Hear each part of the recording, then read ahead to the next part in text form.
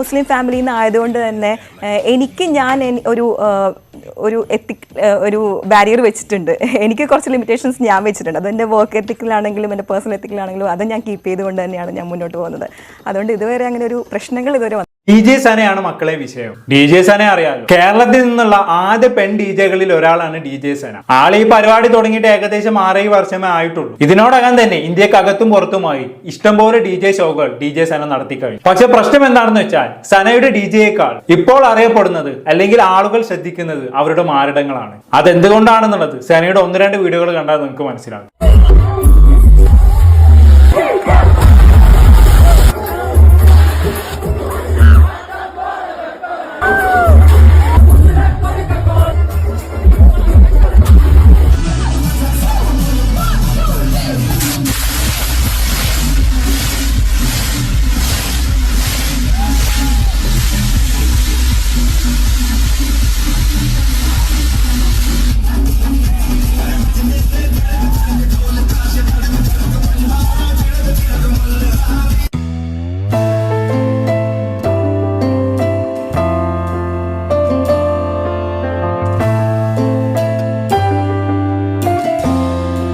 കണ്ടല്ലോ, വലിയ മാരടങ്ങളാണ് സനയുടേത്. അതിപ്പോ ചിലർക്ക് അങ്ങനെ നാച്ചുറലി തന്നെ വലിയ മാരടങ്ങൾ ഉണ്ടാവാറുണ്ട്. ചിലരാണെങ്കിൽ സർജറി ചെയ്ത് മാരടത്തിന്റെ വലുപ്പം കൂട്ടാറുമുണ്ട്. അതിലിപ്പോ നമുക്കൊന്നും പറയാനില്ല. പക്ഷെ നിങ്ങളൊരു കാര്യം ശ്രദ്ധിച്ചോ, DJ പെർഫോം ചെയ്യുന്നതിനിടയിൽ സന മനഃപൂർവ്വം തന്നെ മാരടം എക്സ്പോസ് ചെയ്യുന്നുണ്ട്. മാരടങ്ങൾ എടുത്തു കാണിക്കുന്ന തരത്തിലുള്ള വസ്ത്രങ്ങൾ ധരിച്ചുകൊണ്ടാണ് സന ഓരോ പരിപാടിക്കും പങ്കെടുക്കുന്നത്. ഏത് വസ്ത്രം ധരിക്കണം എന്നുള്ളത് ഓരോരുത്തരുടെയും ഇഷ്ടമാണെന്നുള്ളതൊക്കെ ശരി തന്നെയാണ്. പക്ഷെ തന്റെ ശരീരം എക്സ്പോസ് ചെയ്യണം, അല്ലെങ്കിൽ അത് ഉപയോഗിച്ച് ആളുകളുടെ ശ്രദ്ധ പിടിച്ചു പറ്റണം എന്ന് ചിന്തിക്കുമ്പോഴാണ് പ്രശ്നം. നമ്മുടെ സിനിമാ നടി അന്ന രാജനെ കണ്ടില്ല, അവരൊക്കെ ഇതേപോലെ തന്നെ തന്റെ മാരടം മനഃപൂർവ്വം എക്സ്പോസ് ചെയ്യുന്ന പോലെ തോന്നിയിട്ടുണ്ട്. അന്നയും സനയും മാത്രമല്ല കേട്ടോ, ആളുകൾ തന്റെ നഗ്നത കാണട്ടെ, അതുവഴി കൂടുതൽ പ്രശസ്തിയും റീച്ചും ഉണ്ടാവട്ടെ എന്ന മൈൻഡിൽ ഈ പരിപാടി ചെയ്യുന്ന ഇഷ്ടംപോലെ പെണ്ണുങ്ങൾ ഇന്നുണ്ട്. പൊതുസ്ഥലങ്ങളിൽ ചെയ്യുന്ന സ്ത്രീകളെക്കാളും കൂടുതൽ ഓൺലൈനിൽ ഇരുന്ന് ചെയ്യുന്നവരാണെന്ന് മാത്രം. ഈ ഇൻസ്റ്റാഗ്രാമിലെ സബ്സ്ക്രൈബേഴ്സ് ഉള്ള പരിപാടിയും യൂട്യൂബിൽ അർദ്ധരാത്രി നടക്കുന്ന ലൈവുകളിലും എല്ലാം ഇതൊക്കെ തന്നെയാണ് സംഭവിക്കുന്നത്. സ്വന്തം ശരീരം വിറ്റ് പണം ഉണ്ടാക്കുന്ന സ്ത്രീകൾ ഒരു ഓൺലൈൻ വേശ്യാലയമായി നമ്മുടെ സോഷ്യൽ മീഡിയകളൊക്കെ മാറിക്കഴിഞ്ഞു എന്ന് തന്നെ വേണമെങ്കിൽ പറയാം. ഈ വേശ്യാലയങ്ങളിലോ റോഡ് സൈഡിലൊക്കെ പോയി നിന്ന് കൊണ്ട് ശരീരം വിൽക്കുന്നില്ലെന്നേ ഉള്ളൂ. ഇവരെ ഓൺലൈനിൽ ഇരുന്ന് ചെയ്യുന്ന പരിപാടിയും ഇതൊക്കെ തന്നെയാണ്. പൈസ ഉണ്ടാക്കാനുള്ള ഏറ്റവും എളുപ്പമുള്ള പരിപാടിയായിട്ട് ഇത് മാറിക്കഴിഞ്ഞു എന്നുള്ളതാണ്. സന എന്നൊക്കെ പറഞ്ഞാണെങ്കിൽ കഴിവുള്ള പെണ്ണാണെന്ന് വെക്കാം, അവരുടെ പ്രോഗ്രാമിനിടയിലാണ് അവരെങ്ങനെ ചെയ്യുന്നതെന്ന് വെക്കാം. പക്ഷെ ഒരു കഴിവുമില്ലാതെ ഇങ്ങനെ യൂട്യൂബിലും ഇൻസ്റ്റാഗ്രാമിലും ടിക്ടോക്കിലും ഒക്കെ വന്നിരുന്ന്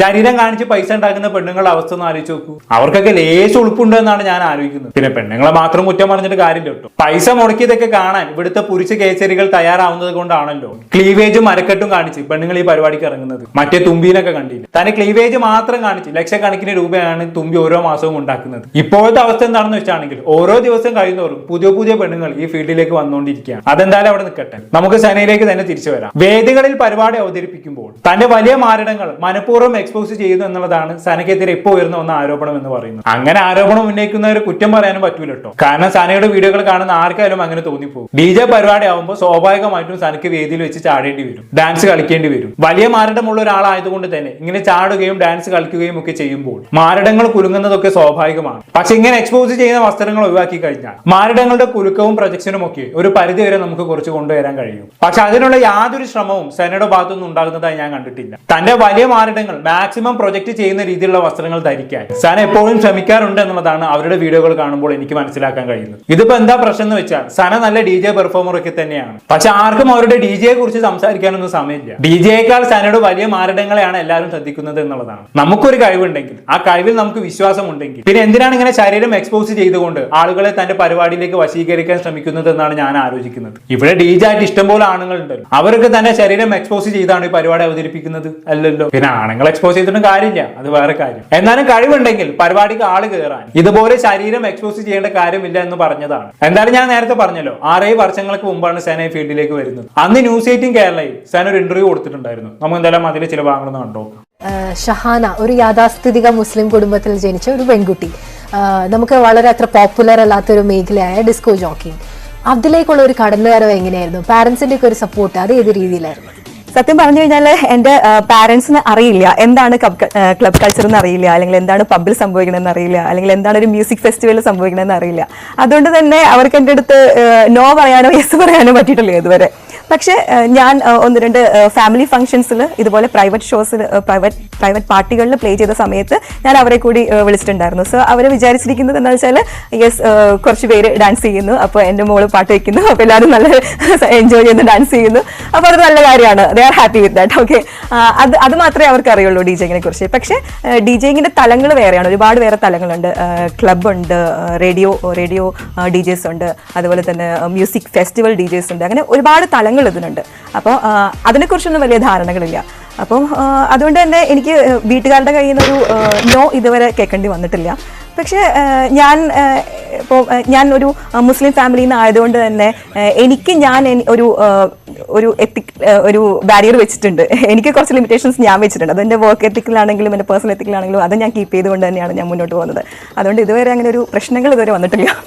ഓക്കെ, ഒരു മുസ്ലിം കുടുംബത്തിൽ നിന്നുള്ള സന എങ്ങനെയാണ് ഈ ഫീൽഡിൽ എത്തിയത് എന്നുള്ളതായിരുന്നു അവതാരികയുടെ ചോദ്യം. വീട്ടുകാരുടെ എതിർപ്പുണ്ടായിരുന്നില്ലേ എന്നും അവതാരിക ചോദിക്കുന്നു. അതൊരു വാലിഡ് ചോദ്യം തന്നെയാണ്. കാരണം സാധാരണ മുസ്ലിം കുടുംബങ്ങളിൽ നിന്നും സ്ത്രീകളെ ഇത്തരം ഫീൽഡിലേക്ക് ജോലി ചെയ്യാൻ അനുവദിക്കാറില്ല. ഈ മലബാർ ഭാഗത്തു നിന്നുള്ള മുസ്ലിം സ്ത്രീകളൊക്കെ ഉന്നത വിദ്യാഭ്യാസം നേടാൻ തുടങ്ങിയിട്ട് അധിക കാലമൊന്നും ആയിട്ടില്ലല്ലോ. സ്ത്രീകളുടെ കാര്യത്തിൽ ഒരു യാഥാസ്ഥിക മനോഭാവമായിരുന്നു മിക്ക മുസ്ലിം കുടുംബങ്ങൾക്കും ഉണ്ടായിരുന്നത് എന്നുള്ളത് സത്യം തന്നെയാണ്. പക്ഷെ ഇന്ന് അതൊക്കെ ഒരുപാട് മാറി. ഇന്ന് മുസ്ലിം സ്ത്രീകൾ ഇല്ലാത്തൊരു മേഖല ഇല്ല എന്ന് തന്നെ വേണമെങ്കിൽ പറയാം. പക്ഷെ സനയുടേത് പോലെ എങ്ങനെ ഒരു ഫീൽഡിലേക്ക് വരുമ്പോൾ എന്താണ് കുടുംബത്തിൽ നിന്നൊക്കെ ചെറിയ എതിർപ്പുകൾ ഉണ്ടാവാനുള്ള സാധ്യത കൂടുതലാണ്. എന്തായാലും അങ്ങനെ എതിർപ്പുകളൊന്നും ഉണ്ടായില്ലേ എന്ന് ചോദിച്ച സമയത്ത് ഇവിടെ സന പറഞ്ഞ മറുപടി എന്താണ്? ഞാൻ എന്റേതായ ചില ബൗണ്ടറികളും എത്തിക്സുകളും കാത്തു സൂക്ഷിച്ചുകൊണ്ടാണ് ജോലി ചെയ്യുന്നത്, അതുകൊണ്ട് കുഴപ്പമില്ല എന്നുള്ളതാണ്. അല്ലെ, ഇത് 6 കൊല്ലം മുന്നേ സന പറഞ്ഞ കാര്യമാണ് കേട്ടോ. എനിക്കിപ്പോ സനയോട് ചോദിക്കാനുള്ളത് എന്താണെന്ന് വെച്ചാൽ, സന ഈ പറഞ്ഞ ബൗണ്ടറിയും എത്തിക്സും എല്ലാം ഇപ്പോഴും കാത്തു സൂക്ഷിക്കുന്നുണ്ടോ എന്നുള്ളതാണ് എന്റെ അഭിപ്രായം. പറയട്ടെ, ഈ പറഞ്ഞ ബൗണ്ടറിയും എത്തിക്സും എല്ലാം സന എന്നോ കാറ്റിൽ പറത്തി കഴിഞ്ഞു എന്നുള്ളതാണ് എനിക്ക് തോന്നിയിട്ടുള്ളത്. സനയുടെ വീഡിയോകൾ കാണുമ്പോൾ അങ്ങനെയാണ് മനസ്സിലാക്കാൻ കഴിയുന്നത്. കരിയറിന്റെ തുടക്കത്തിൽ തന്നെ ഇതുപോലെ മാറിടം കാണിച്ചു,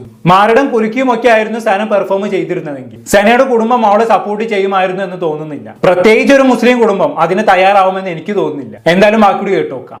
നേരത്തെ പറഞ്ഞ ഒരു കാര്യം എൻ്റെ ശ്രദ്ധയിൽപ്പെട്ടു. അതായത് വളരെ കുറച്ച് ഫീമെയിൽ DJs മാത്രമേ നമുക്ക് കേരളത്തിലുള്ളൂ. അതുകൊണ്ടൊരു റോൾ മോഡലിനെ കണ്ടെത്താനുള്ള ഒരു സാധ്യത വളരെ കുറവാണ്. അതായത് സന ഉൾപ്പെടെയുള്ള ആൾക്കാരാൽ ഇതിനു മുൻപേ പറഞ്ഞു 1-2 ആൾക്കാർ കൂടെ ഉണ്ടെന്ന്. ഈ സന ഒരു റോൾ മോഡലായി മാറേണ്ട ഒരു സാഹചര്യമാണ്. ഇനി വരുന്ന തലമുറയ്ക്ക് അല്ലെങ്കിൽ വരുന്ന കാലഘട്ടത്തിൽ പുതിയ ആൾക്കാർ DJയിലേക്ക് കടന്നു വരുമ്പോൾ സനയൊക്കെ റോൾ മോഡലായിട്ട് മാറേണ്ട ഒരു സാഹചര്യമാണ് നിലനിൽക്കുന്നത്. അങ്ങനെയല്ലേ? ഇതിനു മുൻപേ നിങ്ങൾക്ക് കണ്ടുപിടിക്കാനായിട്ടുള്ള ആൾക്കാരൊന്നും ഉണ്ടായിരുന്നില്ലല്ലോ. എനിക്ക് ആക്ച്വലി ഫേസ്ബുക്കിലാണെങ്കിലും ഇൻസ്റ്റഗ്രാമിലാണെങ്കിലും മെസ്സേജ് വരാറുണ്ട്. ഈ അടുത്ത് ഒരാഴ്ച മുമ്പ് എനിക്കൊരു മുസ്ലിം പെൺകുട്ടിയുടെ ആയിരുന്നു ഒരു മെസ്സേജ് വന്നിട്ടുണ്ടായിരുന്നു. എന്നോട് ആ കുട്ടി ചോദിച്ച ഫസ്റ്റ് ചോദ്യം ആർ യു മുസ്ലിം എന്നാണ്. ഞാൻ പറഞ്ഞു യെസ്. അപ്പോൾ എന്നോട് ചോദിച്ചു പിന്നെ ചോദിച്ച ചോദ്യം ഫാമിലി സപ്പോർട്ട് ചെയ്യുന്നുണ്ടോ? അപ്പോൾ ഞാൻ ചോദിച്ചു എന്തിന്, ഈ പ്രൊഫഷന്? അപ്പോൾ ഞാൻ പറഞ്ഞു ഉണ്ടല്ലോ, അതിനിപ്പോൾ എന്താ പ്രശ്നം? അല്ല, എനിക്ക് നിങ്ങളെപ്പോലെ ആവാൻ ഭയങ്കര ആഗ്രഹമുണ്ട്, പക്ഷേ എൻ്റെ ഫാമിലി സമ്മതിക്കില്ല. അതെന്തുകൊണ്ടാണെന്ന് വെച്ചാൽ പറഞ്ഞു അല്ല ഞാൻ മുസ്ലിമാണ്, പിന്നെ അത് മാത്രമല്ല പഠിപ്പ് കഴിഞ്ഞിട്ട് മതി ഈ കാര്യങ്ങളെന്ന് പറയും. അപ്പോൾ ഞാൻ പറഞ്ഞു പഠിച്ചിട്ട് ആ ഒരു എഡ്യൂക്കേഷൻ പൂർത്തിയാക്കിയിട്ട് മാത്രം ഇതിലേക്ക് വന്നാൽ മതി, എന്ത് ഹെൽപ്പ് വേണമെങ്കിലും ഞാൻ ചെയ്യാം, എന്നോട് എന്ത് കൺഫ്യൂഷൻ ഉണ്ടെങ്കിലും ചോദിക്കുക, അതൊന്നും പ്രശ്നമില്ല. അപ്പോൾ കുട്ടിക്ക് കുറേ കാര്യങ്ങൾ ചോദിക്കാനുണ്ടായിരുന്നു. അപ്പോൾ ട്രാവലിംഗ് എങ്ങനെയാണ്, ലേറ്റ് നൈറ്റ് എങ്ങനെയാണ്, അങ്ങനെ ഒരുപാട് നമ്മുടെ പ്രൊഫൈൽ കാണുമ്പോൾ നമ്മൾ ചെയ്യുന്ന കാര്യങ്ങൾ FBയിലോ സോഷ്യൽ മീഡിയയിലോ കാണുമ്പോൾ ആളുകൾക്ക് അതുപോലെ ആവണം, അതുപോലെ ചെയ്യണം, ഇതൊരു പുതിയ പ്രൊഫഷൻ ആണല്ലോ എന്നൊക്കെ തോന്നുന്നുണ്ട്. പക്ഷേ ഇതെങ്ങനെ എപ്പോൾ എവിടെയെന്ന് വെച്ച് ചെയ്യാം, ആ ഒരു കാര്യത്തിലാണ് ആളുകൾ കൺഫ്യൂഷൻ. ഞാനും ആദ്യം സ്റ്റക്കായി നിന്നിരുന്ന ഇത്തരം കാര്യങ്ങളിലായിരുന്നു. പക്ഷേ എനിക്ക് ഇനി വരുന്ന പെൺകുട്ടികളോട് പറയാനുള്ളതെന്ന് വെച്ചാൽ നമ്മുടെ ലോകം വളരെ വിശാലമാണല്ലോ, നമ്മുടെ കൈയിൻ്റെ തുമ്പത്തുണ്ട് എല്ലാം, നമുക്ക് വേണ്ട ഇൻഫർമേഷൻസ് എല്ലാം കൈയിൻ്റെ തുമ്പത്തുണ്ട്. അപ്പോൾ ഗൂഗിൾ ചെയ്തോ അല്ലെങ്കിൽ അതിലൂടെ പഠിക്കാവുന്ന അതിലൂടെ കണ്ടെത്താവുന്ന കാര്യങ്ങൾ മാത്രമേ ഉള്ളൂ. അത് അത്ര വലിയൊരു കീറാമുട്ടിയൊന്നും അല്ല ഏതൊരു പുതിയ പ്രൊഫഷൻ ആണെങ്കിലും. So simple. So simple. ശരീരം കാണിക്കാൻ തയ്യാറായി പിന്നെ സ്ത്രീകൾക്കെല്ലാം സിമ്പിൾ ആണല്ലോ, വലിയ കഴിവൊന്നും വേണമെന്നില്ല. ശരീരം ഉപയോഗിച്ച് പകുതി കഴിച്ചാലാവാൻ പറ്റും. ഇവിടെ കുറെ പെൺകുട്ടികൾ തന്നെ റോൾ മോഡൽ ആക്കുന്നുണ്ട്, തന്നോട് ഉപദേശങ്ങൾ തേടുന്നുണ്ട് എന്നൊക്കെയാണ് സന പറയുന്നത്. അല്ലെ, പ്രത്യേകിച്ച് മുസ്ലിം പെൺകുട്ടികൾ. എനിക്ക് അവരോടൊക്കെ പറയാനുള്ളത് എന്താണെന്ന് വെച്ചാൽ, നിങ്ങൾ സനയെ വേണമെങ്കിൽ റോൾ മോഡൽ ആക്കിക്കോ. കേരളത്തിൽ നിന്നുള്ള ആദ്യ പെൺ DJ എന്നുള്ള നിലക്ക് നിങ്ങൾക്ക് അവരെ റോൾ മോഡൽ ആക്കാം, അതൊക്കെ നിങ്ങളുടെ ഇഷ്ടം. പക്ഷെ നിങ്ങൾ നിങ്ങളുടെ കഴിവിനെ ഷോക്കേസ് ചെയ്യാൻ ശ്രമിക്കണം, അല്ലെങ്കിൽ കഴിവുകളെ എക്സ്പോസ് ചെയ്യാൻ ശ്രമിക്കണം. നിങ്ങളുടെ ടാലന്റ് ആയിരിക്കണം നിങ്ങൾ പ്രൊജക്ട് ചെയ്യേണ്ടത്. ആ ടാലന്റ് വെച്ചായിരിക്കണം ആളുകൾ നിങ്ങളെ ആകർഷിക്കേണ്ടത്. അല്ലാതെ സന ചെയ്യുന്ന പോലെ ശരീരം എക്സ്പോസ് ചെയ്തുകൊണ്ട് ആളെ കൂട്ടുന്ന പരിപാടിക്ക് നിൽക്കരുത്. 6 വർഷം മുമ്പ് ഇന്റർവ്യൂക്ക് വന്നപ്പോഴുള്ള സനയുടെ വസ്ത്രധാരണം നിങ്ങൾ എല്ലാവരും കണ്ടില്ലേ? നല്ല മാന്യമായിട്ടല്ല വസ്ത്രം ധരിച്ചിരിക്കുന്നത്. ഇനി കഴിഞ്ഞ വർഷം വന്ന ഒരു ഇന്റർവ്യൂവിന്റെ വീഡിയോ കാണണോ? സനക്ക് വന്ന മാറ്റം എന്താണെന്നുള്ളത് അപ്പൊ നിങ്ങൾക്ക് മനസ്സിലാവും. നമുക്ക് കുറച്ച് വർഷം മുമ്പാണ് നമ്മൾ സംസാരിക്കുന്നത് ന്യൂസ് 18 അടുത്ത്. അന്നുള്ളതിനേക്കാൾ കുറച്ചുകൂടെ മുമ്പോട്ട് പോയി, ഒരു 3-4 വർഷം കഴിഞ്ഞു പോയി, ഇന്റർനാഷണൽ ആയി. ഇപ്പം എടുക്കുന്ന പ്രോഗ്രാംസ് ഇപ്പൊ അന്ന് നാട്ടിലെ കൊച്ചിയിലാണല്ലോ കൂടുതൽ വർക്ക് ചെയ്തുകൊണ്ടിരുന്നത്. ഇപ്പം വേറെ രാജ്യങ്ങളിലേക്ക് പോകാൻ തുടങ്ങി. അപ്പൊ അതിലുണ്ടായി കരിയറിൽ ഉണ്ടായിരിക്കുന്ന വലിയ മാറ്റങ്ങൾ അതൊക്കെയാണല്ലോ. ഏതൊക്കെ രാജ്യങ്ങളിൽ പോയി? പ്രധാനമായിട്ട് ഇപ്പൊ ഈ പറയുന്ന 2-3 ഇയേഴ്സിൽ ചെയ്ത വർക്ക് ഇതൊക്കെയാണ്. ഫിഫ ഉൾപ്പെടെ ചെയ്തു. ഓക്കെ, അതിൽ മെയിൻ ആയിട്ട് എനിക്ക് പറയാനുള്ളത് ഫിഫയെ പറ്റിയാണ്. ഒബ്വിയസ്ലി ഞാൻ ഖത്തർ റെസിഡന്റ് ആയതുകൊണ്ടും ഖത്തറിലെ ക്ലബ്സിൽ ഷോസ് ചെയ്തുകൊണ്ടും എനിക്ക് അങ്ങനെ ഒരു ഓപ്പർച്യൂണിറ്റി കിട്ടി. Then I was an official DJ for FIFA 2022 last ഇപ്പം ഖത്തറിൽ നടന്ന ഫിഫയിൽ. ദെൻ പിന്നെ പറയാനുള്ളത് Bahrain. I played in Bahrain and UAE and then lastly Malaysia. Then I went to Africa. Okay, ആഫ്രിക്കയിലെ 2 കൺട്രീസിൽ ഷോ ചെയ്തായിരുന്നു. ഒന്ന് Djibouti, then Tanzania. Maybe my next show is coming up in Sri Lanka. വലിയ ഈ പറഞ്ഞ international കറക്റ്റാണ് പോയി. ഇവിടെ ആളിപ്പോ കേരളവും ഇന്ത്യയും ഒക്കെ വിട്ട് ഇന്റർനാഷണൽ ആയി, വേറെ ലെവലായി. എങ്ങനെ ആവാതിരിക്കും അല്ലേ? സേനയുടെ വസ്ത്രം നിങ്ങൾ ശ്രദ്ധിച്ചില്ലേ? ഇന്റർവ്യൂകൾ അറ്റൻഡ് ചെയ്യുമ്പോൾ പോലും ഇപ്പൊ എങ്ങനെയുള്ള വസ്ത്രങ്ങളാണ് ധരിക്കുന്നത്. പ്രോഗ്രാമിന് പോകുമ്പോൾ എങ്ങനെയുള്ള വസ്ത്രങ്ങൾ ധരിക്കുന്നത് പിന്നെയും പോട്ടെന്ന് വെക്കാം. പക്ഷെ ഇന്റർവ്യൂവിനൊക്കെ പോകുമ്പോൾ എന്തിനാണ് ഇങ്ങനെ ഷോ ഓഫ്? ഞാനിവിടെ സ്ത്രീകളുടെ വസ്ത്ര സ്വാതന്ത്ര്യത്തിനെതിരെ സംസാരിക്കുകയാണെന്ന് ആരും വിചാരിക്കരുത്. പലപ്പോഴും സ്ത്രീകളുടെ വസ്ത്ര സ്വാതന്ത്ര്യത്തിന് വേണ്ടി സംസാരിച്ചിട്ടുള്ള ഒരാളാണ് ഞാൻ. പക്ഷെ ഇത് വസ്ത്ര സ്വാതന്ത്ര്യമല്ല. ഇതെന്ന് പറഞ്ഞാൽ ശരീരം എക്സ്പോസ് ചെയ്യാൻ മനഃപൂർവ്വം ഇങ്ങനെയുള്ള വസ്ത്രങ്ങൾ ധരിക്കുന്നതാണ്. റീച്ചിന് വേണ്ടിയും പൈസയ്ക്ക് വേണ്ടിയും ഇങ്ങനെയുള്ള വസ്ത്രങ്ങൾ വസ്ത്രങ്ങൾ ധരിക്കാതിരിക്കുന്നതിനെ വസ്ത്ര സ്വാതന്ത്ര്യമായി കണക്കാക്കാൻ എനിക്ക് ഇച്ചിരി ബുദ്ധിമുട്ടുണ്ട്. എന്തായാലും കൂടുതലൊന്നും ഞാൻ പറയുന്നില്ല. എന്താണെന്ന് കേട്ട് നിങ്ങൾക്ക് തോന്നുന്നത് താഴെ കമന്റ് ബോക്സിൽ രേഖപ്പെടുത്തുമല്ലോ. അടുത്തൊരു ടോപ്പിക്കുമായി വീണ്ടും കാണാം.